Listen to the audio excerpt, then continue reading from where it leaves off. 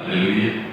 ದೇವರ ಪರಿಶುದ್ಧವಾದ ನಾಮಕ್ಕೆ ಸ್ತೋತ್ರವಾಗಲಿ. ಪ್ರಿಯರೇ, ಬನ್ನಿ ನಮ್ಮ ನಿರ್ಮಾಣಿಕನಾದ ಯೆಹೋವನಿಗೆ ಕೃತಜ್ಞತೆ ಸಲ್ಲಿಸುವುದಕ್ಕಾಗಿ ನಾವೆಲ್ಲರೂ ಸೇರಿ ಬಂದಿದ್ದೇವೆ. ಯೇಸುವಿನ ಪರಿಶುದ್ಧವಾದ ನಾಮದಲ್ಲಿ ಪ್ರಾರ್ಥನಾ ಮಂದಿರದ ಮುಖಾಂತರವಾಗಿ ನಿಮ್ಮೆಲ್ಲರನ್ನ ನಾವು ಈ ಸರ್ವ ದಿನದಲ್ಲಿ ಭಾನುವಾರದ ಇದು ಆರಾಧನೆಗಾಗಿ ನಿಮ್ಮನ್ನು ನಾವು ಸ್ವಾಗತ ಮಾಡುವವರಾಗಿದ್ದೇವೆ. ಪ್ರಿಯರೇ, ಯೇಸುವಿನ ಮಧುರವಾದ ನಾಮದಲ್ಲಿ ನೀವೆಲ್ಲರೂ ಸಂತೋಷವಾಗಿದ್ದೀರಿ ಎಂಬುದಾಗಿ ನಾನು ನಂಬುವನಾಗಿದೆ.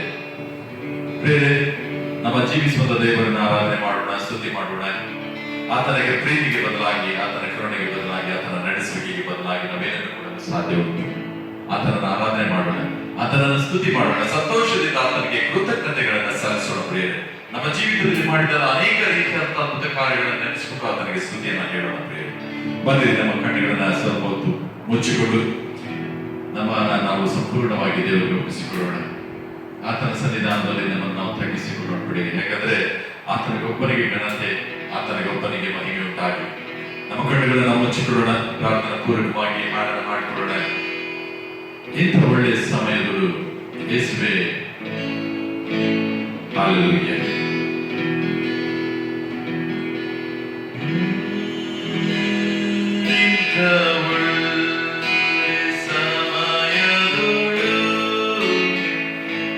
ಯೇಸುವೇ, ನಿನ್ನಬಳಿ ಬಂದೆವು, ನಿನ್ನ ಮಕ್ಕಳಾದ ನಾವು ನಿನ್ನನ್ನೇ ಅರಸಿ ಬಂದೆವು. ನಮ್ಮ ಮೇಲೆ ದಯವಿಡು ಸ್ವಾಮಿ, ನಿನ್ನ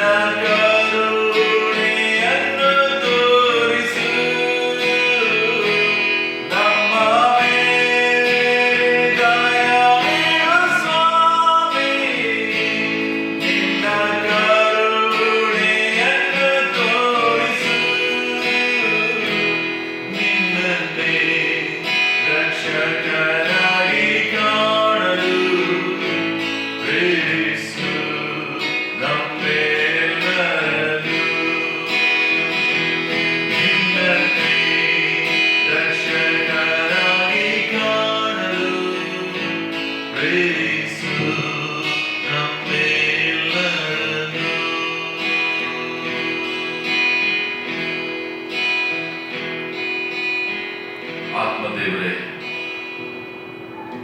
ನಿನ್ನ ಮಧ್ಯದಲ್ಲಿ, ನಿನ್ನ ಮಧ್ಯದಲ್ಲಿ ಬಾಯಿಸುವೆ. ನಮ್ಮೊಟ್ಟಿಗೆ ನಿನ್ನ ಕೃಪೆಯನ್ನು ಸುರಿಸು, ನಮ್ಮ ಮೇಲೆ ನಿನ್ನ ಕೃಪೆಯನ್ನು ಸುರಿಸು. ಫೇಸ್ಬುಕ್ನಲ್ಲಿ, ಯೂಟ್ಯೂಬ್ನಲ್ಲಿ ಕರ್ತನೆ, ಯಾರ್ಯಾರು ಕರ್ತನೆ ಒಂದು ಬೆಳಗಿನ ಛಾಮದಲ್ಲಿ ನಿನ್ನನ್ನು ಹುಡುಕಿಕೊಂಡು ಬಂದಿದ್ದಾರೋ, ವಾಕ್ಯದ ದಾಹದಿಂದ ನಿನ್ನ ಸನ್ನಿಧಾನದಲ್ಲಿ ಕುಳಿತುಕೊಂಡಿದ್ದಾರೆ ಸ್ವಾಮಿ, ನಿನ್ನನ್ನು ಸ್ತುತಿಸುವುದಕ್ಕೂ ನಿನ್ನನ್ನು ಆರಾಧನೆ ಮಾಡುವುದಕ್ಕೂ ಕುಳಿತುಕೊಂಡಿದ್ದಾರೋ ಅವರೆಲ್ಲರನ್ನು ಕೂಡ ನೀನು ಆಶೀರ್ವಾದ ಮಾಡಬೇಡಿ.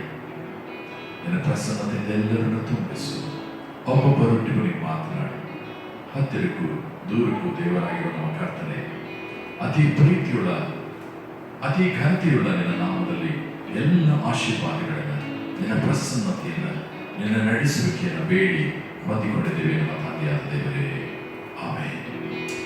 ಬೇರೆ ಬಂದ್ರೆ ನಮಗಾಗಿ ಬರುವಂತ ಒಂದು ಹಾಡು ಹಾಡಿಕೊಳ್ಳೋಣ. ಜೀವಿಸುವ ಯೇಸು ದೇವರು ನಿನ್ನನ್ನು ಕರೆಯುತ್ತಾನೆ ಎಂಬ ಹಾಡನ್ನ ಕುಳಿತ ಸ್ಥಳದಲ್ಲಿ ನಿಮ್ಮನ್ನ ನಾನು ಕೇಳಿಕೊಳ್ಳುತ್ತೇನೆ. ಕುಳಿತ ಸ್ಥಳದಲ್ಲಿ ಚಪ್ಪಾಳೆಗಳನ್ನು ತಟ್ಟುತ್ತಾ ದೇವರ ಮಹಿಮೆಗಾಗಿ ಹಾಡೋಣ. ಪ್ರಿಯರೇ, ಜೀವಿಸುವಂತ ಯೇಸು ದೇವರನ್ನ ಆರಾಧನೆ ಮಾಡೋಣ. ಆತನು ನಮ್ಮನ್ನು ಕರೆಯುವಂತ ಕರ್ತನಾಗಿದ್ದಾನೆ, ನಮ್ಮನ್ನು ನೋಡುವಂತ ಕರ್ತನಾಗಿದ್ದಾನೆ. ನಮ್ಮ ಪಾಪಗಳು ಕಡೆ ಕೆಂಪಾಗಿದ್ದರೆ ಅದನ್ನು ಬಿಳುಪಾಗಿ ಮಾಡುವುದಕ್ಕೆ ಶಕ್ತನಾದಂತ ದೇವರು ನಮ್ಮ ದೇವರಾಗಿದೆ. ಬಂದ ಪ್ರಿಯರೇ, ಹಾಡೋಣ. ಜೀವಿಸುವ ಯೇಸು ದೇವರು ನಿನ್ನನ್ನು ಕರೆಯುತ್ತಾರೆ, ಅಂಗೀಕರಿಸು ಆತನೇ, ಯಾತನೆ ತಾಮಸವು. ಜೀವಿಸುವ ಯೇಸು ದೇವರು ನಿನ್ನನ್ನು ಕರೆಯುತ್ತಾರೆ,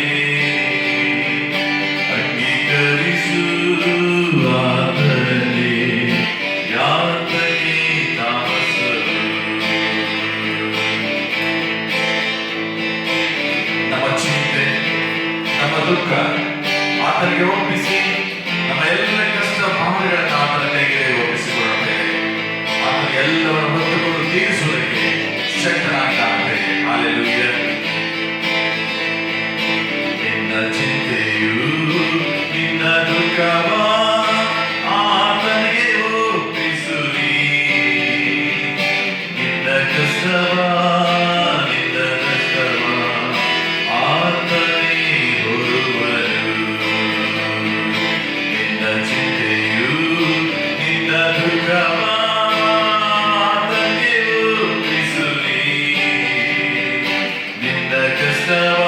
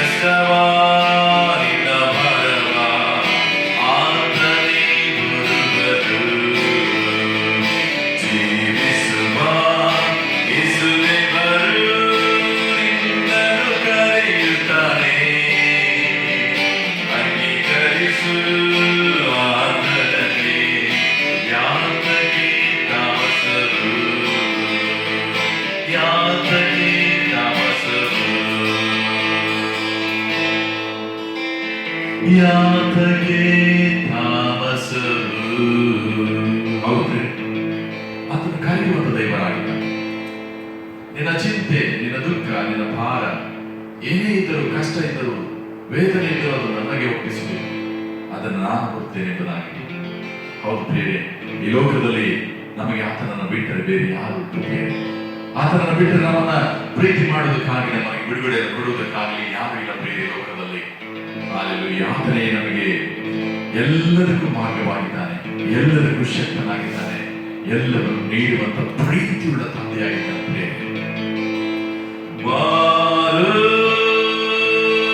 ಬೇಗ ಪರಲೋಕಕ್ಕೆ ಸುವೆ ಮಾರ್ಗ ಬಾರೋ ಬೇಗ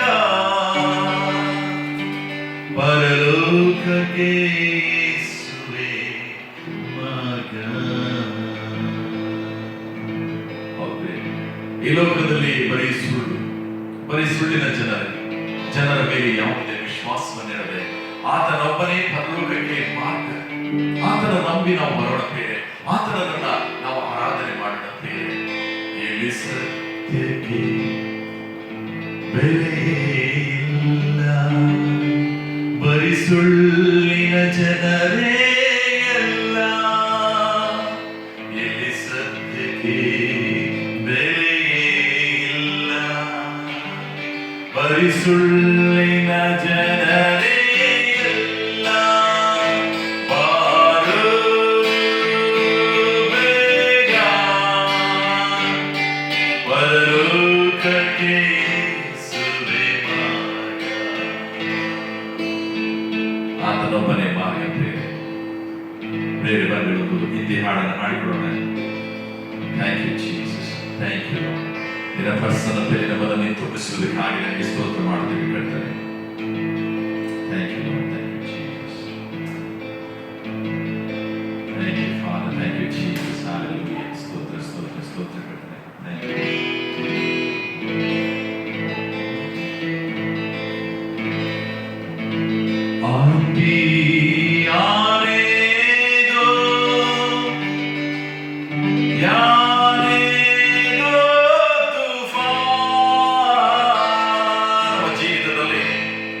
ಬಿರುಗಾಳಿ ಬರಲಿ, ಏನೇ ಬರಲಿ ಪ್ರಿಯರೇ, ಆತನು ನಮ್ಮ ನಾವಿಕನಾಗುವಾಗ, ನಮ್ಮ ದೋಣಿಯ ನಾವಿಕನಾಗುವಾಗ, ನಮ್ಮ ಜೀವಿತದ ದೋಣಿಯಲು ಸುರಕ್ಷಿತವಾಗಿ ದಡವನ್ನು ಸೇರುವುದಾಗಿರುತ್ತದೆ. ಹಲ್ಲೆಲೂಯಾ.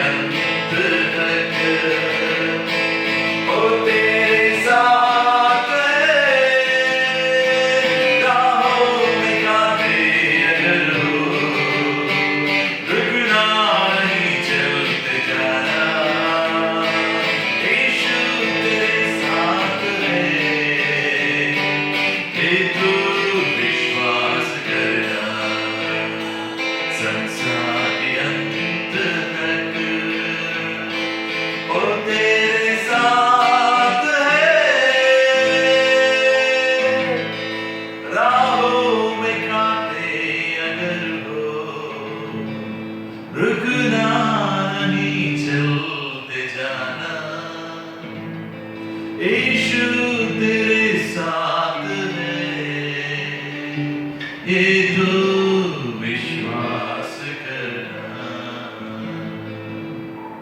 ಹೌದು ಪ್ರಿಯರೇ, ನಮ್ಮ ದಾರಿಯಲ್ಲಿ ಅನೇಕ ರೀತಿಯಾದಂಥ ಕಲ್ಲು ಮುಳ್ಳುಗಳು, ಅಲೆಗಳು ನಮ್ಮ ಜೀವಿತದಲ್ಲಿ ಬಂದು ಅಪ್ಪಳಿಸಿದರೂ ಕೂಡ ನಮ್ಮ ಮುಂದೆ ಆತನು ನಿಲ್ಲುವಂತ ದೇವರಾಗಿದ್ದಾನೆ. ಸಮುದ್ರವನ್ನೇ ಭಾಗ ಮಾಡಿ ನಡೆಸಿದಂಥ ದೇವರು, ಸರ್ವಶಕ್ತನಾದಂಥ ಪರಾಕ್ರಮಿಯಾದಂಥ ದೇವರು, ಅತಿ ಅದ್ಭುತನಾದಂಥ ದೇವರು ನಮ್ಮ ದೇವರಾಗಿದ್ದಾನೆ. ಹೌದು ಕರ್ತನಲ್ಲಿ ಪ್ರಿಯ ಜನರೇ, ದೇವರನ್ನು ಸಂಪೂರ್ಣವಾಗಿ ನಂಬರಿ. ಆತನ ಕೈಯಲ್ಲಿ ನಿಮ್ಮೆಲ್ಲ ಸಮಸ್ಯೆಗಳನ್ನು, ಕಷ್ಟಗಳನ್ನು ಒಪ್ಪಿಸಿಬಿಟ್ಟು ನಿಶ್ಚಯತೆಯಿಂದ ಏರ್ರಿ ಎಂಬುದಾಗಿ ಆತನೇ ಹೇಳುವಂತದ್ದಾಗಿದ್ದಾನೆ. ನನ್ನ ಕೈಗಳಿಗೆ ಅದನ್ನು ಒಪ್ಪಿಸಿಕೊಡು, ನನ್ನ ಮೇಲೆ ಹಾಕಿ ಎಂಬುದಾಗಿ ಹೇಳುತ್ತ ದೇವರಾಗಿದ್ದಾನೆ. Hallelujah. Thank you, Jesus. Thank you, Lord. ಬರೀ ಪ್ರಿಯರೇ, ನಾವೆಲ್ಲರಿಗೂ ಬರುವಂತ ಒಂದು ಹಾಡು, ನಿನ್ನ ಕಾರ್ಯಗಳು ಆಶ್ಚರ್ಯವು ದೇವ ಎಂಬಂತ ಹಾಡನ್ನು ಹಾಡಿಕೊಳ್ಳೋಣ. ಒಂದು ವೇಳೆ ಈ ಹಾಡು ನಿಮಗೆ ಹೊಸದಾಗಿದ್ದರೆ ನಮ್ಮೊಟ್ಟಿಗೆ ನೀವು ಎರಡನೇ ಸರ್ ನಾವು ಹಾಡುವಾಗ ದಯಮಾಡಿ ಒಟ್ಟಿಗೆ ನೀವು ಸೇರಿ ಹಾಡಿ ಈ ಹಾಡನ್ನು ಕಲಿತುಕೊಳ್ಬೇಕು ಎಂಬುದಾಗಿ ನಾನು ಕೇಳಿಕೊಳ್ತೇನೆ.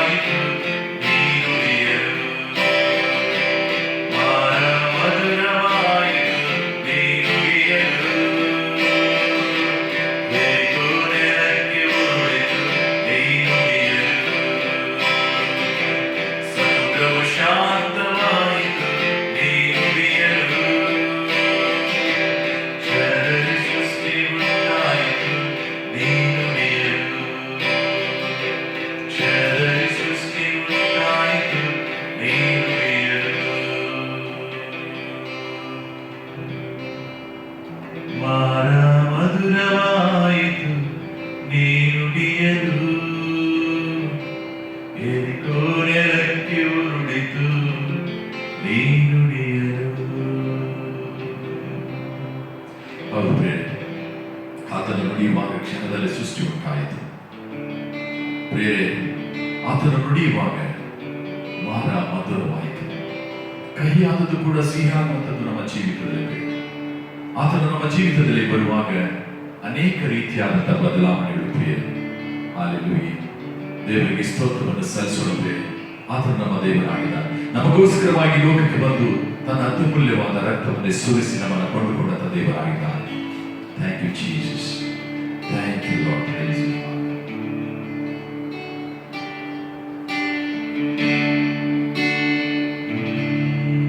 ನಡುವಿಯ ಮರಗಳ ನಡುವಿನಲ್ಲಿ ಒಂದು ಸೇವಿನ ಮರದಂತೆ ನಮಗೋಸ್ಕರವಾಗಿ ಅವಿಶುದ್ಧರ ಮಧ್ಯದಲ್ಲಿ ಅದನ್ನು ನಿಂತುಕೊಂಡು ಕಳ್ಳನ ಹಾಗೆ ಪಾಪಿಯ ಹಾಗೆ ಎಲ್ಲವನ್ನು ಹೊತ್ತುಕೊಂಡು ತೀರಿಸಿದ ದೇವರಾಗಿದ್ದಾನೆ ಪ್ರಿಯರೇ. ಅಡವಿಯ ಮರಗಳ ನಡುವಿನಲ್ಲಿ ಒಂದು ಸೇವಿನ ಮರದಂತೆ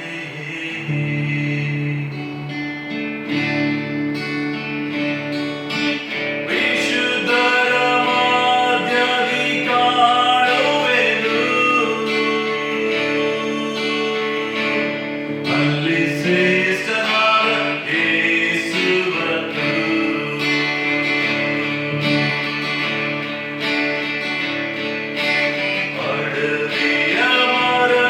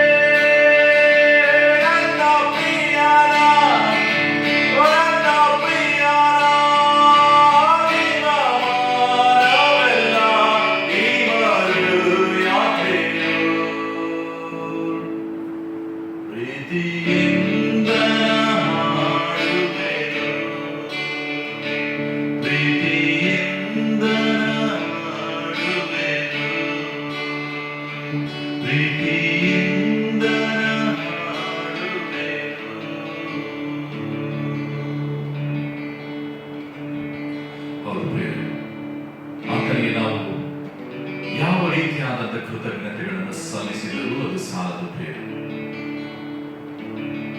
ಶಿಲುಬೆಯಲ್ಲಿ ನಮಗೋಸ್ಕರವಾಗಿ ಜಡಿಯಲ್ಪಟ್ಟನು, ತನ್ನ ಅತ್ಯಮೂಲ್ಯವಾದ ಪದವಿಯನ್ನು ತ್ಯಜಿಸಿ ನಮಗೋಸ್ಕರವಾಗಿ ಲೋಕಕ್ಕೆ ಬಂದು ಎಲ್ಲವನ್ನ ಸಹಿಸಿಕೊಂಡಂತೆ. ಆದರೆ ಪಾಪ ಮಾತ್ರ ಮಾಡದೆ ಆತನು ಶುದ್ಧನಾದ ದೇವರಾಗಿದ್ದಾನೆ, ಪರಿಶುದ್ಧನಾದ ದೇವರಾಗಿದ್ದಾನೆ. ಹಾಲೆಲೂಯ. ಅಂತ ಪರಿಶುದ್ಧನಾದ ದೇವರನ್ನು ಆರಾಧನೆ ಮಾಡುವುದಕ್ಕಾಗಿ ಇವತ್ತಿನ ಭಾನುವಾರದ ದಿವಸ ನೀವೆಲ್ಲರೂ ಕುಳಿತಿದ್ದರು ಪ್ರಿಯರೇ.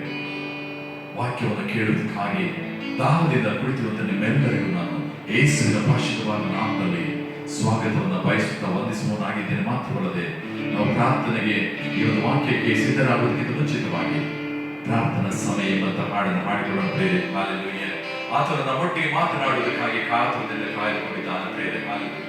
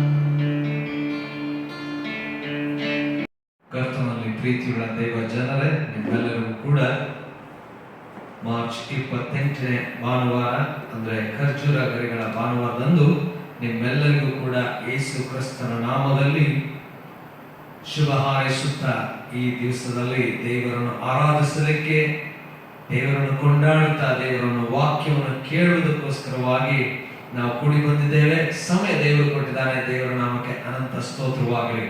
ಪ್ರಾರ್ಥನೆ ಮಾಡೋಣ. ಕರ್ತನೇ, ದಯಾಮಯ ಸ್ವಾಮಿಯೇ, ನಮ್ಮ ಉದ್ಧಾರಕನು ನೀನು.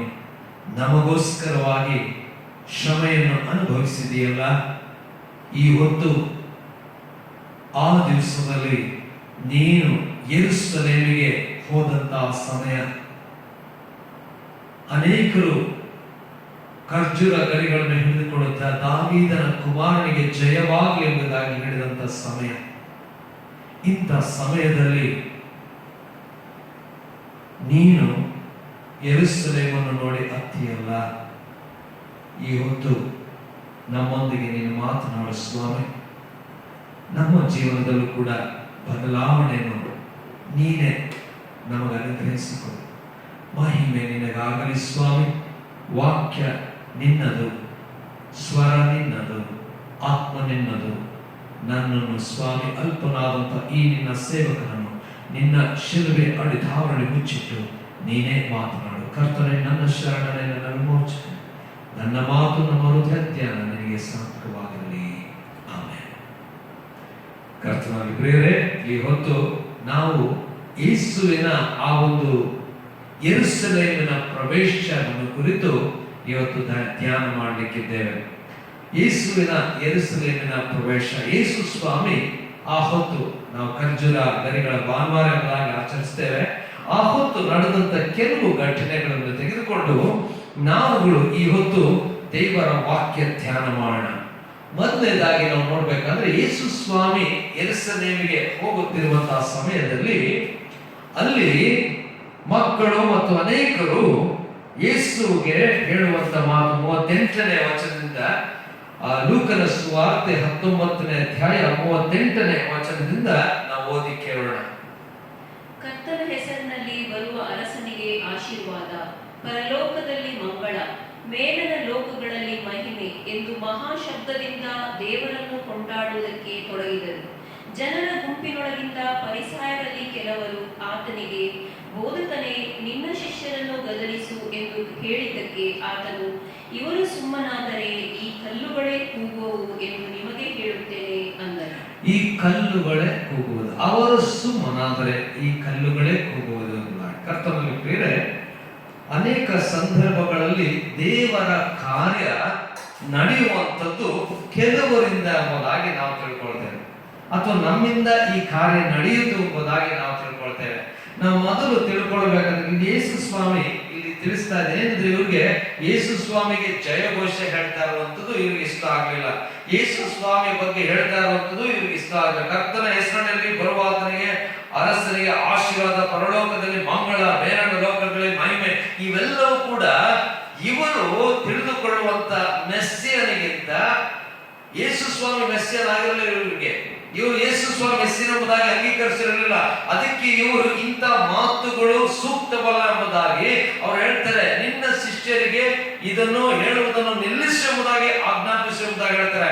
Command your disciples to stop talking about this, to stop shouting out these kind of things ಎಂಬುದಾಗಿ, ಈ ರೀತಿಯಾದಂತವುಗಳನ್ನು ಹೇಳಬಾರದು ಎಂಬುದಾಗಿ ಹೇಳುವಾಗ ಅದಕ್ಕೆ ಯೇಸು ಸ್ವಾಮಿ ಹೇಳುವಂಥದ್ದು, I'll tell you, if these were silent, the very stones would cry out. ಇವರು ಸುಮ್ಮನಾದರೆ ಈ ಕಲ್ಲುಗಳೇ ಕೂಗುವು ಎಂದು ನಿಮಗೆ ಹೇಳುತ್ತೇನೆ. ಕರ್ತನಲ್ಲಿ ಪ್ರಿಯರೇ, ಯೇಸು ಸ್ವಾಮಿಯ ಕಾರ್ಯಗಳು ನಡೆಯುವಾಗ ಅದಕ್ಕೆ ಶಿಷ್ಯರ ಅಗತ್ಯ ಹೌದು. ಆದ್ರೆ ಆ ಶಿಷ್ಯರೇ ಅಗತ್ಯವಾ, ಅದೊಂದು ಪ್ರಶ್ನೆ. ಈಗ ನಾವು ಅನ್ಕೊಳ್ತೇವೆ, ನಾವು ಒಂದು ವೇಳೆ ದೇವರ ಕೆಲಸ ಮಾಡದೆ ಹೋದ್ರೆ, ಅಥವಾ ನಮ್ಮನ್ನ ಯಾರಾದ್ರೂ ದೇವರ ಕೆಲಸ ಮಾಡುವುದಕ್ಕೆ ತಡೆದ್ರೆ ಏನಾದ್ರೂ ಆ ಕೆಲಸ ನಿಲ್ತದ? ದೇವರ ವಾಕ್ಯ ಸ್ಪಷ್ಟವಾಗಿ ಯೇಸು ಸ್ವಾಮಿ ಹೇಳ್ತಾನೆ, ಒಂದು ವೇಳೆ ಇವರು ಸುಮ್ಮನಿದ್ದರೆ ಕಲ್ಲುಗಳು, ಅವುಗಳು ಕಲ್ಲುಗಳೇ, ಅವುಗಳೇನ್ ಹೇಳ್ತಾವಂತೆ, ಅವುಗಳು ಮಾತಾಡುವ, ಕೂಗುವ. ಕರ್ತನಲ್ಲಿ ಪ್ರಿಯರೇ, ಅನೇಕರು ನಾವು ನಮ್ಮ ಕರೆ ಅಂದ್ರೆ ದೇವರು ನಮ್ಮನ್ನು ಸೇವೆಗೆ ಕರೆದಿದ್ದಾನೆ ಎಂಬುದಾಗಿ ನಾವು ಬಹಳ ಹೆಚ್ಚಳ ಪಡ್ತೇವೆ.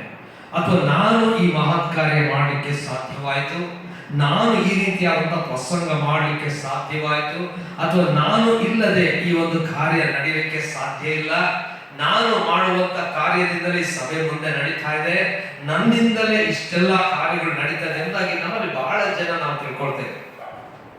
ಆದ್ರೆ ಈ ವಾಕ್ಯ ಬಹಳ ಸ್ಪಷ್ಟವಾಗಿ ಯೇಸು ಸ್ವಾಮಿ ನಮ್ಗೆಲ್ಲರಿಗೂ ತಿಳಿಸ್ತಾನೆ. ಅಂದ್ರೆ, if not for them the stones would speak. ಅವರು ಸುಮ್ಮನಾದ್ರೆ ಕಲ್ಲುಗಳು ಕೂಗು. ಅಂದ್ರೆ ಸಮಥಿಂಗ್ ಇಂಪಾಸಿಬಲ್. ಕಲ್ಲುಗಳು ಕೂಗುತ್ತವೆ ಅಂತಂದ್ರೆ he can make anything.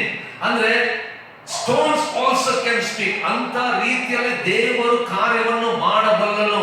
ಯಾವ ವ್ಯಕ್ತಿಯಿಂದ ಕಾರ್ಯವೇ ಆಗೋದಿಲ್ಲ ಅಂತ ನಾವು ನೆನೆಸ್ಕೊಳ್ತೀವ, ಆ ವ್ಯಕ್ತಿಯಿಂದಲೂ ದೇವರು ಕಾರ್ಯ ಮಾಡಬಲ್ಲನು. ಇದು ನನ್ನಿಂದ, ನನಗೆ ಸಾಮರ್ಥ್ಯ ಇದೆ, ನನಗೆ ಒಂದು ಅರ್ಹತೆ ಇದೆ, ನಾನು ಕರೆಯಲ್ಪಟ್ಟಿದ್ದೇನೆ, ನನಗೆ ದೇವರು ಜ್ಞಾನ ಕೊಟ್ಟಿದ್ದಾನೆ, ನನ್ನಿಂದಲೇ ಇವೆಲ್ಲವೂ ಸಾಧ್ಯ ಎಂಬುದಾಗಿ ಒಂದು ವೇಳೆ ನಾವು ನೆನೆಸಿಕೊಳ್ಳುವುದಾದರೆ ಈ ವಾಕ್ಯ ನಮ್ಮನ್ನು ನಾವು ತಗ್ಗಿಸಿಕೊಳ್ಳುವಂತೆ ಮಾಡಬೇಕು.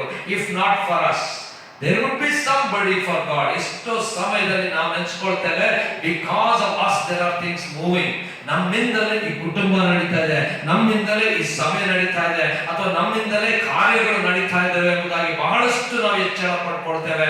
ಆದ್ರೆ ಎಚ್ಚರ ಪಡುವುದಕ್ಕೆ ನಮ್ಮಲ್ಲಿ ಏನೂ ಇಲ್ಲ. ಯಾಕಂದ್ರೆ ನಮ್ಮನ್ನು ಆ ಸ್ಥಾನಕ್ಕೆ ನಡೆಸುವಂತವನ ದೇವರು, ಕ್ಷಣದಲ್ಲಿ ಎಲ್ಲವನ್ನು ಮಾರ್ಪಡಿಸಬಲ್ಲ ದೇವರು, ಕ್ಷಣದಲ್ಲಿ ಆ ಕಲ್ಲುಗಳು ಕೂಗುವಂತೆ ಮಾರ್ಪಡಿಸಬಲ್ಲ ಯೇಸುವು ಈ ಮಾತನ್ನು ಹೇಳ್ತಾನೆ. ಇವರು ಸುಮ್ಮನಿದ್ದರೆ ಕಲ್ಲುಗಳು ಕೂಗುವು. ಕರ್ತನಲ್ಲಿ ಪ್ರೇರೆ, ಇದನ್ನು ನೋಡುವಾಗ ನಮ್ಮನ್ನು ನಾವು ಎಚ್ಚರಿಸಿಕೊಳ್ಳಬೇಕು. when we are called to minister or when we are called into the mission, we need to humbly do what the Lord wants us to do.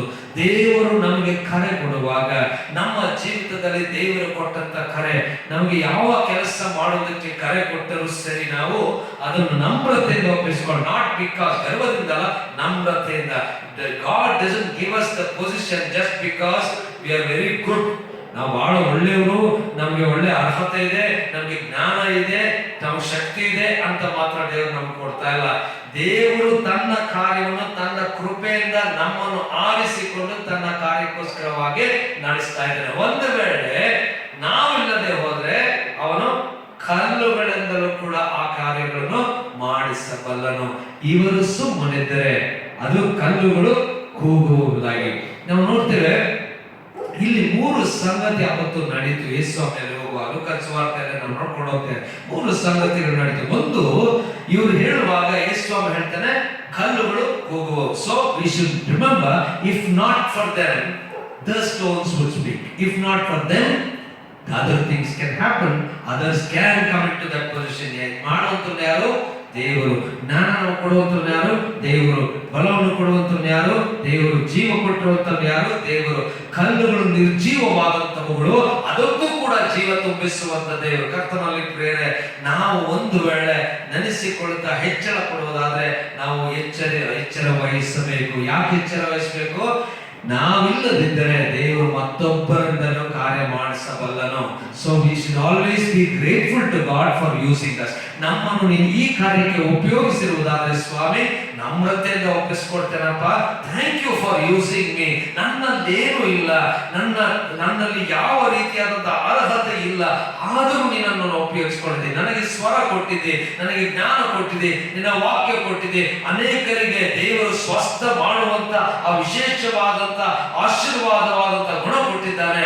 ಆ ಒಂದು ದೇವರ ತಲಾಂತು ಕೊಟ್ಟಿದ್ದಾನೆ. ಅದು ದೇವರ ಕಾರ್ಯ ಮೂಲಕ ನಡೆಸ್ತಾ ಇದ್ದಾರೆ. ನಮ್ರತೆಯಿಂದ ದೇವರು ಒಪ್ಪಿಸಿಕೊಳ್ಳಿ. It is not I, it is not us, it is God's power working in us. ದೇವರ ಬಲವು ನಮ್ಮಲ್ಲಿ ಇರುವುದರಿಂದ ನಾವು ಆ ಕಾರ್ಯವನ್ನು ಮಾಡಬಹುದು. ಒಂದು ವೇಳೆ ಆ ದೇವರ ಬಲ ನಮ್ಮನ್ನು ಬಿಟ್ಟು ಹೋದ್ರೆ ನಾವು ಏನು ಇಲ್ಲ, we become like stones. ಒಂದು ವೇಳೆ ನಮ್ಮಲ್ಲಿ ದೇವರ ಚಿತ್ತ ಇಲ್ಲದೆ ದೇವರ ಕಾರ್ಯಕ್ಕೆ ನಮ್ಮನ್ನು ದೇವರು ಕರೆಯದಿದ್ದರೆ ಅಥವಾ ನಡೆಸದಿದ್ದರೆ, ದೇವರ ಕೃಪೆಯಿಂದ ನಮ್ಮನ್ನು ನಡೆಸದೆ ಹೋದ್ರೆ ನಾವು ಏನು ಮಾಡ್ಲಿಕ್ಕೆ ಸಾಧ್ಯ ಇಲ್ಲ. ನಮ್ಮ ಉಸಿರಿರುವುದು ದೇವರಿಂದ, ನಮ್ಮ ಬಲ ಬರುವುದು ದೇವರಿಂದ, ನಮ್ಮ ಜ್ಞಾನ ಬರುವುದು ದೇವರಿಂದ. ಅದಕ್ಕೆ ನಮಗೆ ಕೊಟ್ಟಂತ ಆ ಒಂದು ಕೆಲಸ ಅಥವಾ ನಮಗೆ ಕೊಟ್ಟಂತ ಜಾಬ್ ಸಂತೋಷದಿಂದ ನಾವು ದೇವರಿಗೆ ಸ್ತೋತ್ರ ಹೇಳುತ್ತಾ ಮಾಡೋಣ. Sometimes we may be nothing, ಏನೂ ಇಲ್ಲದವ್ರು ಆಗ್ಬೋದು. ಒಂದ್ಸಾರಿ ಒಬ್ಬ ತಂದೆ ತಾಯಿಗಳು ಮಗನ ಸ್ಕೂಲಲ್ಲಿ ಫಂಕ್ಷನ್ ಇರ್ತಾರೆ. ಅವನು ಹೇಳಿಲ್ಲ ಏನ್ ರೋಲ್, ಏನ್ ಪಾತ್ರ ಮಾಡ್ತಾನೆ ಅಂತ. ಅವತ್ತು ಅವನು ಹೇಳಿದಂತೆ ಇಟ್ಸ್ ಸರ್ಪ್ರೈಸ್ ಫಾರ್ ಯು. ಒಂದು ಪಾತ್ರ ಮಾಡಕ್ ಹೋಗಿದ್ದಾರೆ, ಎಲ್ಲ ನೋಡ್ತಾರೆ, ಡ್ರಾಮಾ ಎಲ್ಲ ಆಗ್ತಾ ಇದೆ. ಎಲ್ಲೂ ಮಗ ಬರ್ಲೇ ಇಲ್ಲ, ಕಾಣಿಸ್ತಾ ಇಲ್ಲ. ತಂದೆ ತಾಯಿಗಳು ಕಾಯ್ತಾನೆ ಇದ್ದಾರೆ, ಬರ್ತಾನೆ ಬರ್ಲೇ ಇಲ್ಲ. ಡ್ರಾಮಾ ಆಗೋಯ್ತು. ಈ ಮಗ ಎಲ್ಲಿದ್ದ, ಯಾವ ಪಾತ್ರ ಇವನಿಗೆ ಯೋಚನೆ ಮಾಡ್ಕೊಂಡು ಆಮೇಲೆ ಅವ್ನು ಬಂದವ್ರು ಏನು ಕೇಳಿಲ್ಲ. ಫಸ್ಟ್ ಅವ್ರು ಕಾರಲ್ಲಿ ಕುತ್ಕೊಂಡ್ರು, ಹೋಗ್ತಾ ಇದ್ರು, ಖುಷಿಯಾಗಿದ್ದ ಅವನು. ಇವರು ಎಲ್ಲಿ ಪಾತ್ರ ಮಾಡಲಿಲ್ಲ, ಏನ್ ಖುಷಿಯಾಗಿದ್ದ ನಾವು ಕೇಳಿದ್ರು. ತಂದೆ ಕೇಳಿದ್ರು, ಮೊನ್ನೆ ನೀನ್ ಯಾವ ಪಾತ್ರ ಮಾಡ್ತೀನಿ, ನೀವು ನೋಡ್ಲಿಲ್ವಾ ಅಂತ. ಕಾಣ್ಲೇ ಇಲ್ವಲ್ಲ ನೀನು? ನಾನು ಫಸ್ಟ್ ರೋಲ್ ಕೂತಿದ್ನಲ್ಲ, ಫಸ್ಟ್ ರೋಲ್ ಕೂತ್ಕೊಂಡೆ ಚಪ್ಪಾಳೆ ಹೊಡಿತಾ ಇದ್ದೆ. That was my role. To encourage them, that was my role. ಆ ತಂದೆ ತಾಯಿಗಳಿಗೆ ಬಹಳ ಬೇಸರ ಆಯ್ತು. ಆದ್ರೂ ಅವ್ರಿಗೆ ಒಂದು ಹೆಚ್ಚಳ ಇರುತ್ತೆ, ನನ್ನ ಮಗನಿಗೆ ಕೊಟ್ಟಂತ ಕೆಲಸ ಎಷ್ಟು ಸಂತೋಷ. He was never on stage. He was never the prime person, but he was so happy that he was part of encouraging those who are doing. ಹೌದು, ಎಷ್ಟು ಅದ್ಭುತವಾದಂಥದ್ದಲ್ಲ. We are called for different roles. ಬೇರೆ ಬೇರೆ ಸ್ಥಾನಕ್ಕೆ, ಬೇರೆ ಬೇರೆ ಕಾರ್ಯಕ್ಕೆ ನಾವು ಕರೆಯಲ್ಪಟ್ಟಿದ್ದೇವೆ ಪ್ರಿಯರೇ. ಕೊಟ್ಟಂತ ಕಾರ್ಯವನ್ನು ನಾವು ಸಂತೋಷದಿಂದ, ನಮ್ರತೆಯಿಂದ, ನಂಬಿಕೆಯಿಂದ ಮಾಡುವುದಾದ್ರೆ ದೇವರು ಸಂತೋಷ ಪಡುವಂತವನಾಗಿದ್ದಾನೆ. ಒಂದು ವೇಳೆ ನಮಗಾಗದೆ ಹೋದರೆ ಅಥವಾ ಯಾವುದೇ ತಡೆಗಳು ನಮ್ಮನ್ನು ನಿಲ್ಲಿಸಿದರೆ, ನಮ್ಮನ್ನು ತಡೆಗಟ್ಟಿದರೆ, ದೇವರ ಕಾರ್ಯ ಏನಾಗ್ತದೆ? ದೇವರ ಕಾರ್ಯ ನಿಲ್ಲೋದಿಲ್ಲ. God's work will never stop. There may be so many people who are stopping. ಆ ಆದಿ ಕ್ರೈಸ್ತ ಸಭೆ ನಿಲ್ಲಬೇಕೆಂಬುದಾಗಿ ಪೌಲನೇ ಅನೇಕರಿಗೆ ಶೋಷಣೆಗೆ ಒಳಪಡಿಸಿದನು, ಅನೇಕರಿಗೆ ಹಿಂಸಿಸಿದನು. ಆದರೆ ದೇವರು ಪೌಲನನ್ನೇ ಕರೆದನು. ಪೌಲನ ಮೂಲಕವಾಗಿ ಆ ಸೌಲನು ಪೌಲನಾಗುವಂತೆ ಮಾಡಿ ದೇವರ ಕಾರ್ಯ ಮಾಡಿದನು. ಪೌಲ ಕಲ್ಲಿನಂತಿದ್ದ. Saul was like a stone. He was so much against. ಅವರು ಎಲ್ಲರನ್ನು ನಾನು ಹಿಂಸೆ ಪಡಿಸ್ತೇನೆ, ಯಾರು ಯೇಸುವಿನ ಹೆಸರು ಹೇಳಬಾರದು, ಅಲ್ಲಿರುವಂತವು ಎಲ್ಲರಿಗೂ ಕೂಡ ಶಿಕ್ಷೆ ಆಗಬೇಕು, ಇಷ್ಟೆಲ್ಲ ಕಠಿಣವಾದಂತ ವ್ಯಕ್ತಿ ದೇವರು ಅವನನ್ನು ಸೌಲನನ್ನು ಪೌಲನಾಗಿ ಮಾಡಿದನು. ಅವನು ಎಷ್ಟೋ ಸಭೆಗಳನ್ನು ಕಟ್ಟುವಂತೆ ಮಾಡಿದನು. God can change the stones. ಕರ್ತನಲ್ಲಿ ಪ್ರೇರೆ, ನಾವು ಒಂದು ವೇಳೆ ನನಗೆ ಸಾಧ್ಯ ಇಲ್ಲ, ನಾನು ಇದನ್ನು ಮಾಡೋದಿಲ್ಲ, ಇದು ನನ್ನ ಕಾರ್ಯ ಅಲ್ಲ, ಅಥವಾ ಇದು ನನ್ನಿಂದ ಆಗೋದಿಲ್ಲ ಅಂತ ಹೇಳಿದ್ರೆ, God will make things happen. Nobody can stop the work of the Lord. ಕರ್ತನಲ್ಲಿ ಪ್ರೇರೆ, nobody can stop the work of the Lord. ಎರಡನೇ ವಿಚಾರ, ಅಲ್ಲಿ ಆ ಹೊತ್ತು ನಡೆದಂತ ವಿಚಾರ ಏನಂತಂದ್ರೆ, ನಾವು ನೋಡ್ತೇವೆ ಮುಂದೆ ಓದುವಾಗ 41ನೇ ವಚನದಲ್ಲಿ 42ನೇ 41, 2, 3 ಹೋದ್ರೆ, ತರುವಾಯ ಆತನು ಸಮೀಪಕ್ಕೆ ಬಂದಾಗ ಪಟ್ಟಣವನ್ನು ನೋಡಿ ಅದರ ವಿಷಯವಾಗಿ ಇತ್ತು, ನೀನಾದರೂ ಸಮಾಧಾನಕ್ಕೆ ಬೇಕಾದ್ದನ್ನು ಇದೇ ದಿನದಲ್ಲಿ ತಿಳಿದುಕೊಂಡರೆ ಎಷ್ಟೋ ಒಳ್ಳೆಯದು, ಆದರೆ ಈಗ ಅದು ನಿನ್ನ ಕಣ್ಣಿಗೆ ಮರೆಯಾಗಿದೆ. ದೇವರು ನಿನಗೆ ದರ್ಶನ ಕೊಟ್ಟ ಸಮಯವನ್ನು ನೀನು ತಿಳುಕೊಳ್ಳಲಿಲ್ಲವಾದ್ದರಿಂದ ನಿನ್ನ ವೈರಿಗಳು ಒಡ್ಡು ಕಟ್ಟಿ ನಿನ್ನ ಸುತ್ತಲೂ ಮುತ್ತಿಗೆ ಹಾಕಿ ಎಲ್ಲಾ ಕಡೆಗಳಲ್ಲಿಯೂ ನಿನ್ನನ್ನು ಬಂದು ಮಾಡಿ ನಿನ್ನನ್ನು, ನಿನ್ನೊಳಗಿರುವ ನಿನ್ನ ಜನರನ್ನು ನಿರ್ಮೂಲ ಮಾಡಿ ನಿನ್ನಲ್ಲಿ ಕಲ್ಲಿನ ಮೇಲೆ ಕಲ್ಲು ನಿಲ್ಲುವಂತೆ ಮಾಡುವ ದಿವಸಗಳು ನಿನ್ನ ಮೇಲೆ ಬರುವವು ಅಂದನು. ನಿಲ್ಲದಂತೆ ಮಾಡುವ, ಕಲ್ಲಿನ ಮೇಲೆ ಕಲ್ಲು ನಿಲ್ಲದಂತೆ ಮಾಡುವ ಸಮಯವು ಅದು ಬರ್ತದೆ. ಜೀಸಸ್ ವೀಪ್ಸ್ ಓವರ್ ಜೆರುಸಲೇಮ್ ಎಂಬುದಾಗಿ. ಯೆರೂಸಲೇಮನ್ನು ನೋಡಿ ತರುವಾಯ ಆತನ ಸಮೀಪಕ್ಕೆ ಬಂದಾಗ ಪಟ್ಟಣವನ್ನು ನೋಡಿ ಅದರ ವಿಷಯವಾಗಿ ಅತ್ತು. He wept over Jerusalem. ಇಲ್ಲೂ ಕೂಡ ಕಲ್ಲಿನ ವಿಚಾರ ಹೇಳ್ತಾನೆ. Stones will not be upon stones. ಯಾಕೆ? You did not understand the peace. ಸಮಾಧಾನ ನಿನ್ನ ಬಳಿಯಲ್ಲಿ ಇರುವಾಗ ನೀನು ಸಮಾಧಾನವನ್ನು ತಿಳ್ಕೊಳ್ಳಲಿಲ್ಲ. ಯಾರು ಹೇಳ್ತಾ ಇದ್ದಾರೆ? ಯೇಸುಸ್ವಾಮಿ is talking about himself. He was the prince of peace.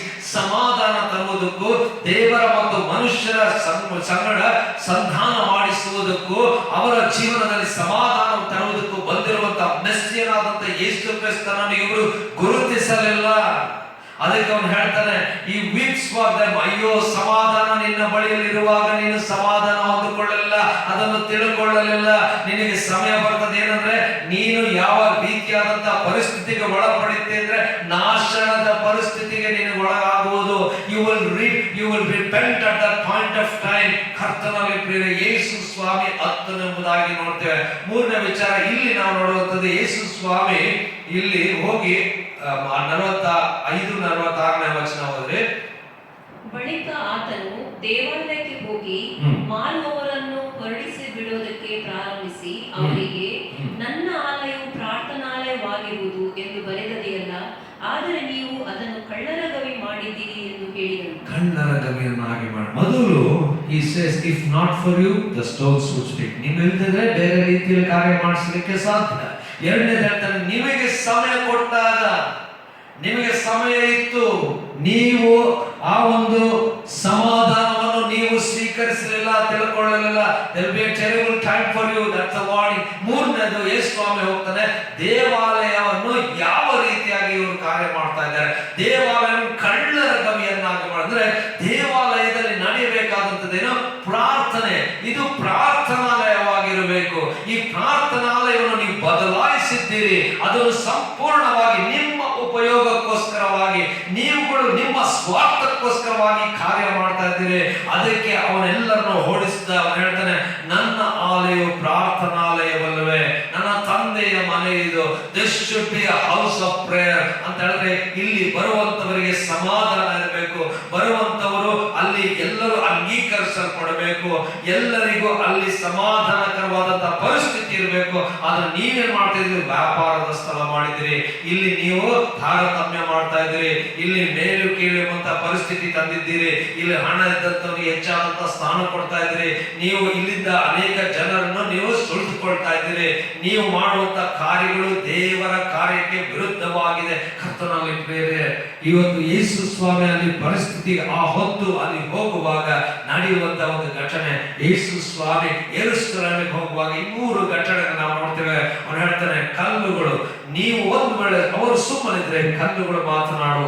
2 ಯೇಸು ಯೆರೂಸಲೇಮಿಗೋಸ್ಕರ ಅಳ್ತಾ ಇದ್ದಾನೆ, he weeps for them because they don't understand peace. ಮತ್ತು 3ನೇದು, he cleanses the temple, ಆ ಒಂದು ಸ್ಥಳವನ್ನು ಶುದ್ಧೀಕರಿಸಿದನು. ಕರ್ತನಲ್ಲಿ ಪ್ರಿಯರೇ, ನಾವು ನೆನೆಸಿಕೊಳ್ಳಬೇಕು, God is willing to clean us, cleanse us, but what is our place? ಯಾಕಂದ್ರೆ ಆಲಯ ಏನಾಗಿದಂತೆ, ನಾವೇ ಆತನ ಆಲಯವಾಗಿದ್ದೇವೆ.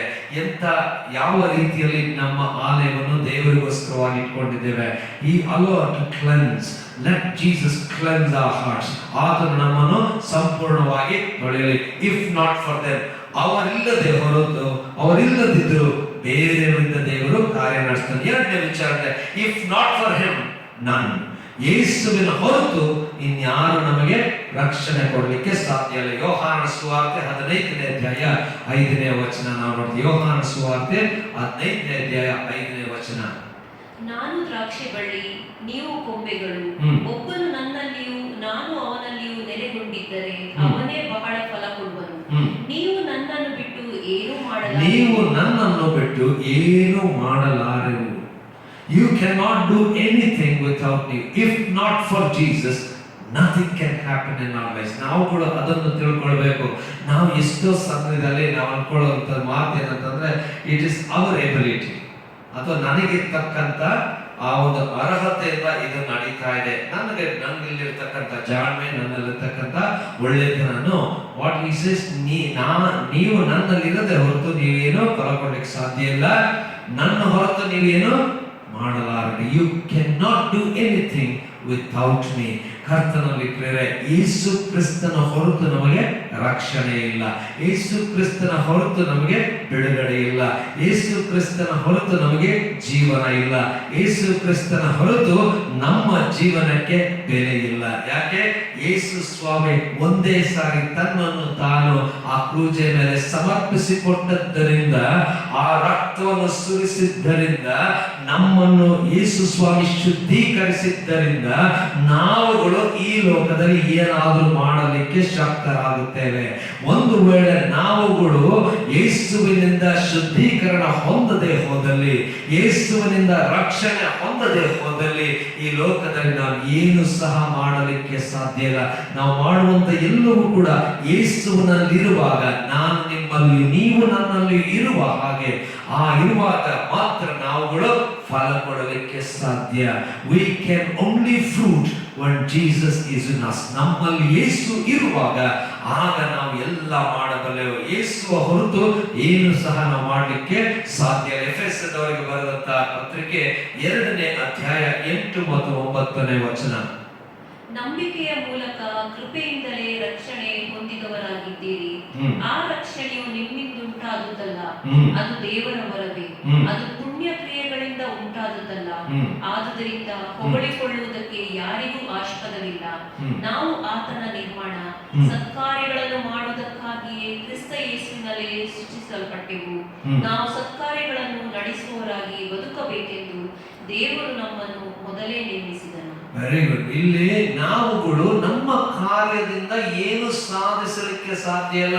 ಯೇಸು ಕ್ರಿಸ್ತನಲ್ಲಿ ನಾವು ಶುದ್ಧೀಕರಣ ಹೊಂದಿದಂತವರು ನಾವು ದೇವರ ಕಾರ್ಯ ಅಥವಾ ಒಳ್ಳೆ ಕಾರ್ಯಗಳನ್ನು ಮಾಡಲಿಕ್ಕೆ ನಮ್ಮನ್ನು ದೇವರು ಆರಿಸಿಕೊಂಡಿದ್ದಾನೆ, ನೇಮಿಸಿದ್ದಾನೆ. ಅದರಲ್ಲಿ ನಾವು ಹೆಚ್ಚಳ ಪಡುವಂತದ್ದಿಲ್ಲ. This is the grace of God. ದೇವರ ಕೃಪೆಯಿಂದಾಗಿ ನಾವು ಈ ಸ್ಥಿತಿಯಲ್ಲಿ, ಈ ಸ್ಥಾನದಲ್ಲಿ ಇಡಲ್ಪಟ್ಟಿದ್ದೇವೆ. If not for him, there is none who can help us to do the good work. ಯೇಸುವಿನ ಹೊರತು ನಾವು ಯಾರು ಕೂಡ ನಮ್ಮನ್ನು ಪ್ರೇರೇಪಿಸಿ ಒಳ್ಳೆ ಕೆಲಸಕ್ಕೆ ಕೈ ಹಾಕುವುದಕ್ಕೆ ಮಾಡಲಿಕ್ಕೆ ಸಾಧ್ಯವಿಲ್ಲ. ಯೇಸು ಕ್ರಿಸ್ತನ ಮೂಲಕವಾಗಿ ರಕ್ಷಿಸಲ್ಪಟ್ಟಂತವರಾಗಿ, ಶುದ್ಧೀಕರಿಸಲ್ಪಟ್ಟಂತವರಾಗಿ, ಕೃಪೆ ಹೊಂದಿದಂತವರಾಗಿ ಎಲ್ಲ ಕಾರ್ಯಗಳನ್ನು ನಾವು ಮಾಡಲಿಕ್ಕೆ ಆರಿಸಲ್ಪಟ್ಟಿದ್ದೇವೆ. we been chosen to do certain things. ಈ ಕಾರ್ಯಗಳನ್ನು ಮಾಡುವಂತ ನಾವು ತಿಳ್ಕೊಳ್ಳಬೇಕೇನು, ಅದು ನನ್ನ ಕಾರ್ಯ ಅಲ್ಲ, ನನ್ನ ಶ್ರಮವಲ್ಲ, ನನ್ನ ಶಕ್ತಿ ಅಲ್ಲ, ಬದಲಾಗಿ ಯೇಸುವಿನಿಂದ ಶುದ್ಧೀಕರಿಸಲ್ಪಟ್ಟು ಯೇಸುವಿನಿಂದ ಶಕ್ತಿ ಹೊಂದಿದಂತವರಾಗಿ ಯೇಸುವಿನ ಕಾರ್ಯಗಳನ್ನು ನಮ್ಮ ಜೀವಿತದಲ್ಲಿ ನಾವು ಮಾಡಲಿಕ್ಕೆ ಸಾಧ್ಯವಾಗ್ತದೆ. ಇದಕ್ಕೋಸ್ಕರವಾಗಿ ದೇವರು ನಮ್ಮನ್ನು ಆರಿಸಿಕೊಂಡಿದ್ದಾರೆ. ಕರ್ತನಲ್ಲಿ ಪ್ರಿಯರೇ, we need to understand, if not for him there is none who can help us. ಯಾಕೆ? ಕೃಪೆ ದೇವರಿಂದ ಬಂದಿರತಕ್ಕಂಥದ್ದು, ಶುದ್ಧೀಕರಣ ಯೇಸುವಿನಿಂದ ಬಂದಿರತಕ್ಕಂಥದ್ದು, ನಾವು ಮಾಡುವಂತ ಒಳ್ಳೆ ಕಾರ್ಯಕ್ಕೆ ನಮಗೆ ಫಲ ಕೊಡುವಂಥದ್ದು ಆತನೇ ಆಗಿದ್ದಾನೆ. ಆರಿಸಿಕೊಂಡು ನಡೆಸುವಂತವನು ಆತನಾಗಿದೆ. ಹೆಚ್ಚಳ ಪಡುವುದು ನಮ್ಮಲ್ಲಿ ಏನೂ ಇಲ್ಲ. We can never boast about ourselves, never boast, because it is Christ who can do anything and everything in and through us. ನಮ್ಮಿಂದ, ನಮ್ಮೊಳಗೆ, ನಮ್ಮ ಮೂಲಕವಾಗಿ ಕಾರ್ಯಗಳು ನಡೆಯುವುದಾದ್ರೆ ಅದು ಕ್ರಿಸ್ತನಿಂದಲೇ. If not for him, none. ಯಾರಿಂದಲೂ ನಮ್ಮಲ್ಲಿ ಒಳ್ಳೆ ಕಾರ್ಯ ಮಾಡಿಸಿಕೊಳ್ಳಲಿಕ್ಕೆ ಸಾಧ್ಯ ಇಲ್ಲ. ಅದು ಯೇಸು ನಮ್ಮ ಮೂಲಕವಾಗಿ ಮಾಡುವಂತ ಕಾರ್ಯಗಳಿಂದಲೇ. ಕರ್ತನಲ್ಲಿ ಪ್ರಿಯರೇ, ಇವತ್ತೊಂದು ಇಫ್ ನಾಟ್ ನೌ ವೆನ್, ಕೊರಿಂಥದವರಿಗೆ ಬರೆದಂತ 2ನೇ ಪತ್ರಿಕೆ 6ನೇ ಅಧ್ಯಾಯದ 2ನೇ ವಚನ, ಈ ಸಮಯವಲ್ಲದಿದ್ದರೆ ಬೇರೆ ಯಾವಾಗ ಎಂಬುದಾಗಿ ನಾವು ನೋಡೋಣ. ಕೊರಿಂಥದವರಿಗೆ 2ನೇ ಪತ್ರಿಕೆ 6ನೇ ಅಧ್ಯಾಯ 2ನೇ ವಚನ. ಪ್ರಸನ್ನತೆಯ ಕಾಲದಲ್ಲಿ ನಿನ್ನ ಮನವಿಯನ್ನು ಕೇಳಿದೆನು, ರಕ್ಷಣೆಯ ದಿನದಲ್ಲಿ ನಿನಗೆ ಸಹಾಯ ಮಾಡಿದೆನು ಎಂದು ದೇವರು ಹೇಳುತ್ತಾನಲ್ಲ. ಈಗಲೇ ಆ ಸುಪ್ರಸನ್ನತೆಯ ಕಾಲ, ಈಗಲೇ ಆ ಸುಪ್ರಸನ್ನತೆಯ ಕಾಲ, ಇದೇ ಆ ರಕ್ಷಣೆಯ ದಿನ, ಇದೇ ಆ ರಕ್ಷಣೆಯ ದಿನ. ಕರ್ತನಲ್ಲಿ ಪ್ರಿಯರೇ, which is the right day for us to be committing ourselves into the Lord's hands? ಯಾವ ದಿವಸ ನಾವು ನಮ್ಮನ್ನು ದೇವರಿಗೆ ಒಪ್ಪಿಸಿಕೊಳ್ಬೇಕು? Do we have to wait for some other day? ಒಳ್ಳೆ ದಿವಸ, ಒಳ್ಳೆ ಗಳಿಗೆ, ಒಳ್ಳೆ ಕ್ಷಣ, ಒಳ್ಳೆ ಸಮಯ ನಾವು ಕಾಯ್ಬೇಕಾ? ಇದೇ ಆ ಸುಪ್ರಸನ್ನತೆಯ ಸಮಯ, ಇದೇ ಆ ಒಳ್ಳೆ ದಿನ. This is the day. ಯಾವಾಗ? When you hear the word of the Lord, when you understand it is Christ who is giving you the redemption, it is Christ who will transform you. ಯೇಸು ಕ್ರಿಸ್ತನಿಂದಲೇ ನಿಮಗೆ ಬಿಡುಗಡೆ, ಯೇಸು ಕ್ರಿಸ್ತನಿಂದಲೇ ನಿಮಗೆ ರಕ್ಷಣೆ, ಯೇಸು ಕ್ರಿಸ್ತನೇ ತಾನೇ ನಿಮ್ಮನ್ನು ಆರಿಸಿಕೊಂಡಿದ್ದಾನೆ, ಯೇಸು ಕ್ರಿಸ್ತನ ಕೃಪೆಯನ್ನು ಹೊಂದಿದಂತವರಾಗಿದ್ದೀರಿ ಎಂಬುದಾಗಿ ತಿಳಿದಂತ ಕ್ಷಣವೇ ಸುಪ್ರಸನ್ನತೆಯ ಸಮಯ. ಇದು ಒಳ್ಳೆ ಕಾಲ, ಇದೇ ಸುಪ್ರಸನ್ನತೆಯ ಸಮಯ, ಇದೇ ಒಳ್ಳೆ ದಿನ. This is the time that we have to offer ourselves to God. ಎಷ್ಟೋ ಸಮಯದಲ್ಲಿ ನಾವು ಮನಸ್ಸು ಮಾಡ್ತೇವೆ, ಆದ್ರೆ ನಮ್ಮನ್ನು ನಾವು ಒಪ್ಪಿಸಿ ಕೊಡೋದಿಲ್ಲ.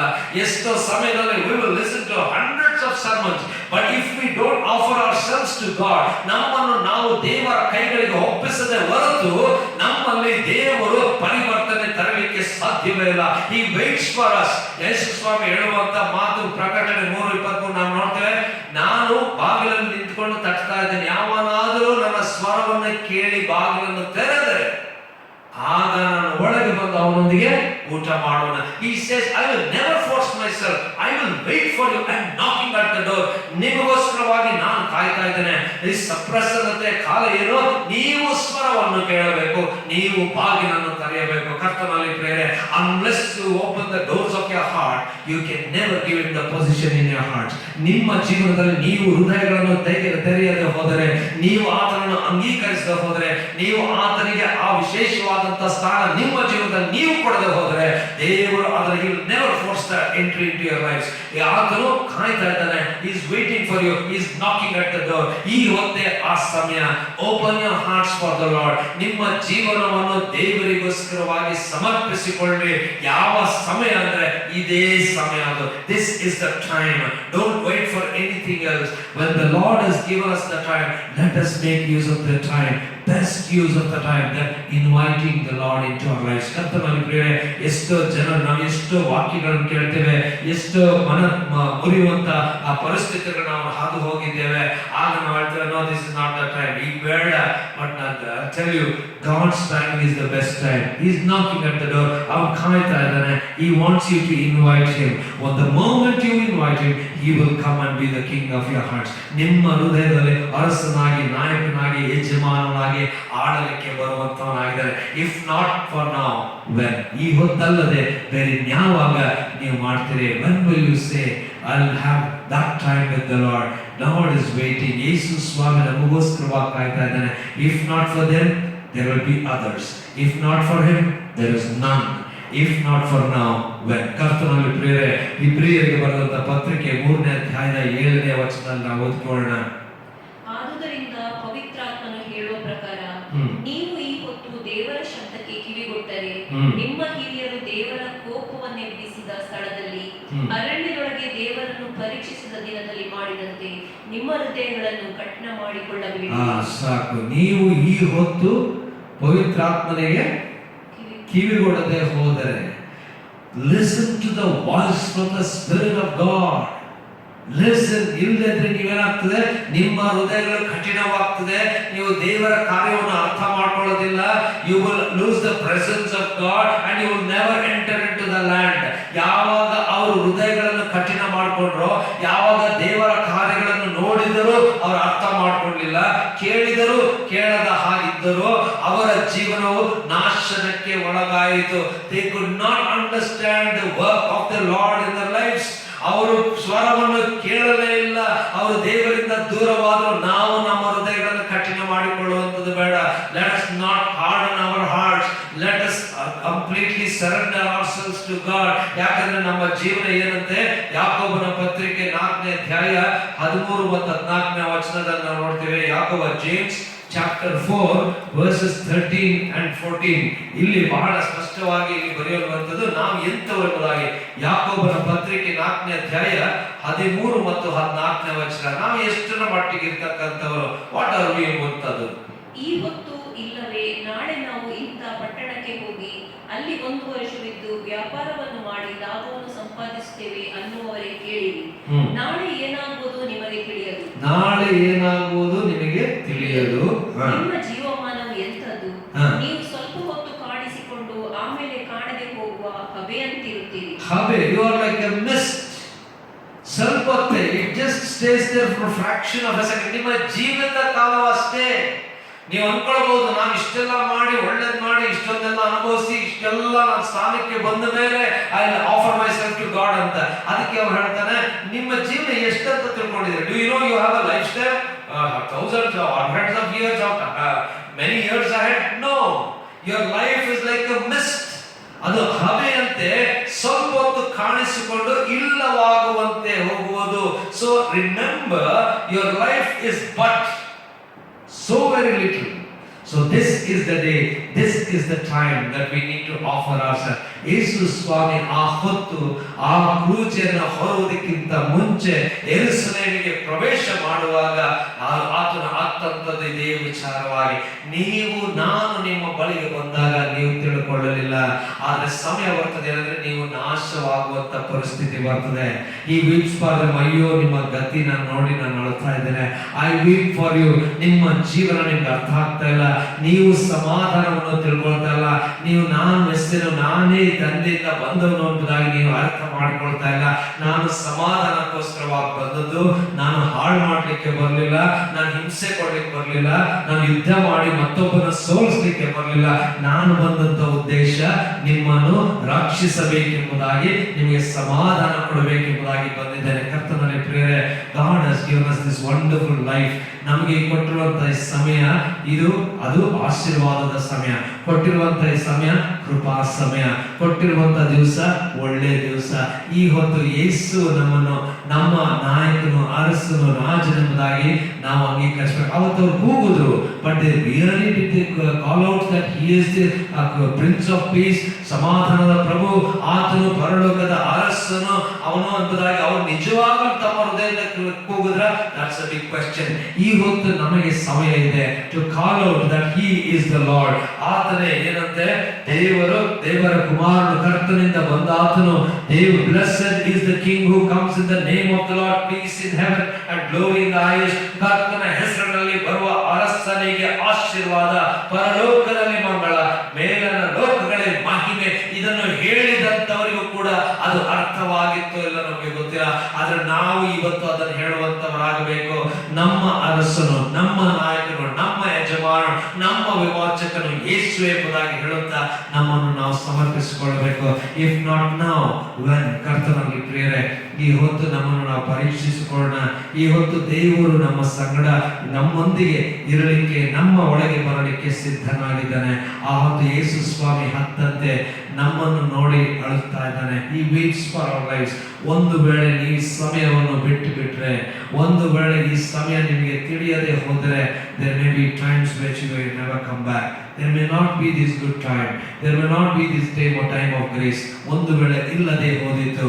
ಅದಕ್ಕೋಸ್ಕರವಾಗಿ ನಮ್ಮನ್ನು ನಾವು ಯೇಸು ಕ್ರಿಸ್ತನಿಗೆ ಸಮರ್ಪಿಸಿಕೊಳ್ಳೋಣ. ಯಾಕಂದ್ರೆ ಯೇಸು ಕ್ರಿಸ್ತನು ನಮಗೋಸ್ಕರವಾಗಿ ಪ್ರಾಣವನ್ನು ಕೊಟ್ಟಿದ್ದಾನೆ, ಕಾಯ್ತಾ ಇದ್ದಾನೆ, ಕೃಪೆ ತೋರಿಸ್ತಾ ಇದ್ದಾನೆ. ನಾವುಗಳು ನಮ್ಮನ್ನು ಆತನಿಗೋಸ್ಕರವಾಗಿ ಸಮರ್ಪಿಸುವ. ದೇವರು ತಾನೇ ಈ ವಾಕ್ಯಗಳನ್ನು ಆಶೀರ್ವದಿಸಲಿ. ಪ್ರಾರ್ಥನೆ ಮಾಡೋಣ.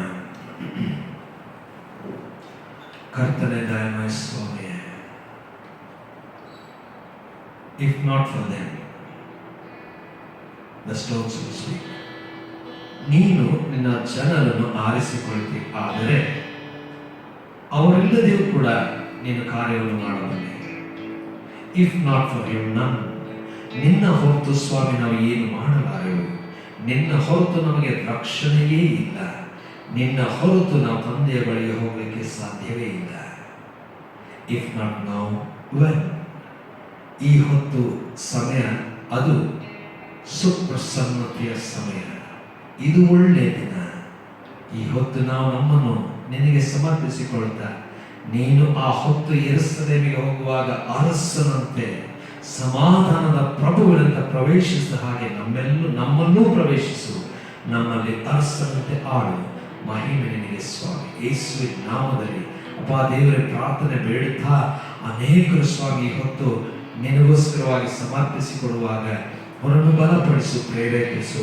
ಯಾರ್ಯಾರು ಕಷ್ಟ, ದುಃಖ, ಕಣ್ಣೀರು, ಚಿಂತೆಯಲ್ಲಿದ್ದಾರೋ ಅವರನ್ನು ಬಲಪಡಿಸು ಸ್ವಾಮಿ. ಯಾರ್ಯಾರು ಅನಾರೋಗ್ಯದಲ್ಲಿದ್ದಾರೋ, ವೃದ್ಧಾಪ್ಯದ ನೋವುಗಳು, ಕಷ್ಟಗಳಲ್ಲಿದ್ದಾರೋ, ಪರಿಸ್ಥಿತಿಗಳಿದ್ದಾರೋ, ಯಾರ್ಯಾರು ಕಾಯಿಲೆಗಳಿಗೆ ಒಳಗಾಗಿದ್ದಾರೋ, ಇಂಥವರೆಲ್ಲರನ್ನು ನನ್ನ ಕೈಗೆ ಒಪ್ಪಿಸ್ತೇವೆ. ಆಶೀರ್ವದಿಸು. ಸೇವೆಯನ್ನು, ಸೇವಕರುಗಳನ್ನು ಆಶೀರ್ವದಿಸು ಸ್ವಾಮಿ. ಅಪ್ಪ ತಂದೆ ದೇವರೇ, ಈ ಹೊತ್ತು ವಿಶ್ವದಲ್ಲೆಲ್ಲ ಖರ್ಜೂರಗಳ ಭಾನುವಾರವನ್ನು ಆಚರಿಸುವಾಗ ನೀನು ಎಲ್ಲರ ಹೃದಯದಲ್ಲಿ ಅರಸರಂತೆ ಆಳುವುದಾಗಿ ಬೇಡುತ್ತೆ. ನಮ್ಮ ಹೃದಯವನ್ನು ತೆರೆದು ನಿನ್ನನ್ನು ಸ್ವಾಗತಿಸುವ ಹಾಗೆ ನಮ್ಮನ್ನು ನಡೆಸು ಸ್ವಾಮಿ. ಅಪ್ಪ ತಂದೆಯಾದ ದೇವರೇ, ಅದೇ ರೀತಿಯಲ್ಲಿ ಸೇವಕರು, ಸಭಾಪಾಲಕರುಗಳು, ಬಿಷಪ್ಗಳು ಮಾಡುವಂತ ಎಲ್ಲಾ ಸೇವೆಯನ್ನು ಆಶೀರ್ವದಿಸು ಸ್ವಾಮಿ. ಅಪ್ಪ ತಂದೆಯಾದ ಅದೇ ರೀತಿಯಲ್ಲಿ ಕೋವಿಡ್-19 ಇದು ಹರಡುತ್ತಿರುವಾಗ ತಂದೆಯಾದ ದೇವರೇ, ನಿನ್ನ ಹೆಸರಿನಲ್ಲಿ ಇದರಿಂದ ಬಿಡುಗಡೆ ಕೊಡುವುದಾಗಿ ಬೇಡುತ್ತೇವೆ ಸ್ವಾಮಿ. ಇನ್ನು ಇದು ಮುಂದುವರೆಯಲಾರದ ಹಾಗೆ ನೀನು ನಿಲ್ಲಿಸುವುದಾಗಿ ನನಗೆ ಬೇಡುತ್ತೇವೆ ಸ್ವಾಮಿ. ಇದಕ್ಕೋಸ್ಕರವಾಗಿ ಹೋರಾಟ ಮಾಡುವಂತ ಪ್ರತಿ ವೈದ್ಯಕೀಯ ವರ್ಗದವರನ್ನು ಆಶೀರ್ವದಿಸು. ಇದಕ್ಕೋಸ್ಕರವಾಗಿ ಬಂಧುಗಳನ್ನು ಆಶೀರ್ವದಿಸು. ಅದರಿಂದ ಯಾರಿಗೂ ಅನಾಹುತಗಳಾಗದ ಹಾಗೆ ಕಾಪಾಡು ಸ್ವಾಮಿ. ಅಪ್ಪ ತಂದೆಯ ದೇವರೇ, ವಿಶೇಷವಾಗಿ ಸ್ವಾಮಿ ಹೊತ್ತು ನಮ್ಮೊಂದಿಗೆ ಆರಾಧಿಸಿದಂತೆ ಎಲ್ಲರಿಗೋಸ್ಕರವಾಗಿ ನಾವು ವಂದಿಸ್ತೇವೆ. ಮಕ್ಕಳನ್ನು, ಯವನಸ್ಥರನ್ನು, ಹಿರಿಯರನ್ನು, ವೃದ್ಧಾಪ್ಯದಲ್ಲಿರುತ್ತರನ್ನು ಆಶೀರ್ವದಿಸುವುದಾಗಿ ಬೇಡ್ತೇವೆ ಸ್ವಾಮಿ. ಆಶೀರ್ವದಿಸಿ ನಡೆಸಪ್ಪ. ಅಪ್ಪ ತಂದೆಯ ದೇವರೇ, ನಿನ್ನ ಚಿತ್ತಕ್ಕೆ ಒಪ್ಪಿಸ್ತೇವೆ. ನೀನೇ ನಮ್ಮೆಲ್ಲರನ್ನು ಆಶೀರ್ವದಿಸಿ ನಡೆಸು. ಪ್ರಾರ್ಥನಾ ಮಂದಿರ, ಇದರ ಸೇವೆ, ಮ್ಯಾಕ್ಸನ್ ಅವರ ಕುಟುಂಬವನ್ನು ಆಶೀರ್ವದಿಸು. ಹೀಗೆ ನಮ್ಮೆಲ್ಲರೂ ನಿನ್ನ ಕೈಗಳಿಗೆ ಒಪ್ಪಿಸ್ತೇವೆ ಸ್ವಾಮಿ. ನೀನೇ ನಮ್ಮನ್ನು ಮುನ್ನಡೆಸು. ಬಡತನ, ಕಷ್ಟ, ದುಃಖ, ಆರ್ಥಿಕ ಬಿಕ್ಕಟ್ಟು, ಕೆಲಸದ ಇಲ್ಲದೆ ಇರತಕ್ಕಂಥ ಸ್ಥಿತಿ, ಎಲ್ಲರ ಪ್ರಾರ್ಥನೆ ಕೇಳು. ಅವರ ಜೀವನದಲ್ಲಿ ಬದಲಾವಣೆಯನ್ನು ಕೊಡು.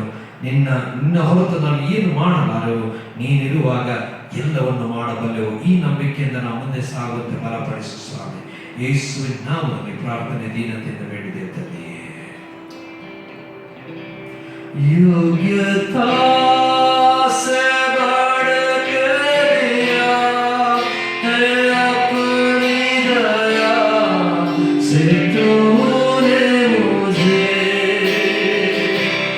योग्यता से बढ़ के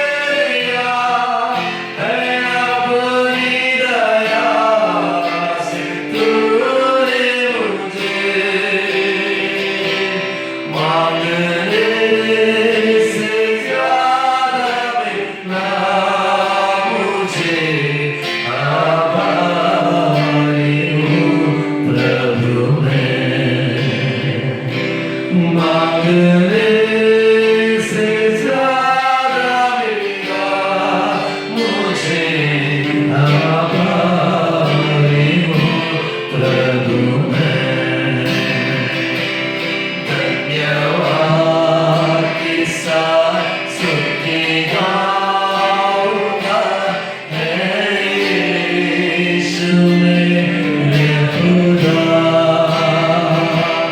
ओ खुदा तेरे पेशवा कोटि कोटि स्तुति धन्यवाद कोटि कोटि स्तुति ಧನ್ಯವಾದ. ಪರಲೋಕದಲ್ಲಿರುವಂತ ನಮ್ಮ ತಂದೆ, ನಿನ್ನ ನಾಮ ಪರಿಶುದ್ಧಗೊಳಿಸಲ್ಪಡಲಿ, ನಿನ್ನ ರಾಜ್ಯವು ಬರಲಿ, ನಿನ್ನ ಚಿತ್ತವು ಪರಲೋಕದಲ್ಲಿ ನೆರವೇರುವ ಪ್ರಕಾರ ಭೂಲೋಕದಲ್ಲಿ ನೆರವೇರಲಿ. ನಮ್ಮ ಅನ್ನ ಆಹಾರದಲ್ಲಿ ಪಾಲಿಸು, ನಮಗೆ ತಪ್ಪಾಡುವುದನ್ನು ಕ್ಷಮಿಸದಂತೆ ನಮ್ಮ ತಪ್ಪುಗಳನ್ನು ಕ್ಷಮಿಸು, ಶೋಧನೆಗೆ ಸೇರಿಸದೆ ಕೀಡಿನಿಂದ ತಪ್ಪಿಸು.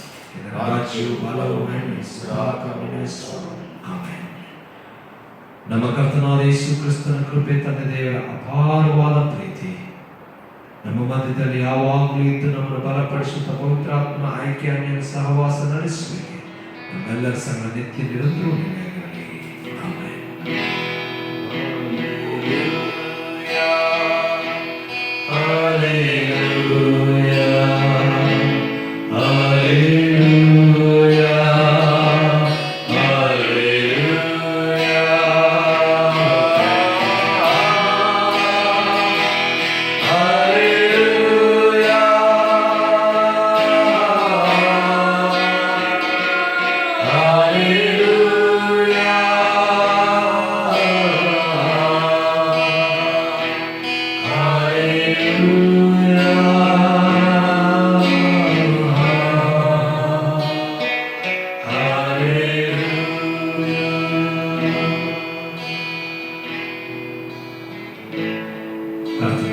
ನಮ್ಮೊಂದಿಗೆ ನೀವೆಲ್ಲರೂ ಈ ಹೊತ್ತು ಇದ್ದು ಆರಾಧನೆ ಭಾಗವಹಿಸಿದ್ದೀರಿ. ನಿಮ್ಮೆಲ್ಲರೂ ಕೂಡ ದೇವರ ಆಶೀರ್ವಾದವನ್ನು ಕೋರ್ತೇನೆ. ದೇವರು ನಿಮ್ಮೆಲ್ಲರನ್ನು ಅನುದಿನವೂ ಆಶೀರ್ವದಿಸಿ ನಡೆಸುತ್ತಾರೆ.